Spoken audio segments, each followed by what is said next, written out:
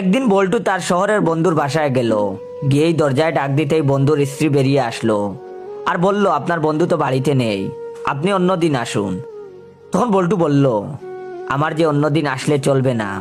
তখন তার বন্ধুর স্ত্রী বলল, উনি তো বাসায় নেই, শহরের বাইরে গেছেন, কয়েকদিন পর আসবেন। তখন বল্টু বলল, কিন্তু আমার যে কাল জাতীয় হাই জাম্প প্রতিযোগিতা, কোনো থাকার জায়গাও নেই, সাথে তেমন টাকাও নেই যে হোটেলে থাকবো। বলেই করুণ দৃষ্টি নিয়ে তাকালো। তখন তার বন্ধুর বউ ভাবলো, স্বামীর বন্ধু জাতীয় পর্যায়ে খেলাধুলায় অংশগ্রহণ করতে এসেছে, থাকার জায়গা নেই। এটা ভেবে শেষে থাকতে রাজি হলো। কিন্তু রাতে খাবার দাবার শেষ করে ঘুমানোর সময় এই মহিলাটি বিপদে পড়লো। এক রুম, এক খাট, কি করে দুজন ঘুমাবে? তখন ভদ্র মহিলা একবার চিন্তা করলেন, নিচে শুতে দিবেন। আবার ভাবলেন, স্বামীর বন্ধুকে কি করে নিচে শুতে দেন, নিজে নিচে শুলে ঠান্ডা লেগে যায় ইত্যাদি ভেবে দুজনেই উপরে শুবার সিদ্ধান্ত নিলেন।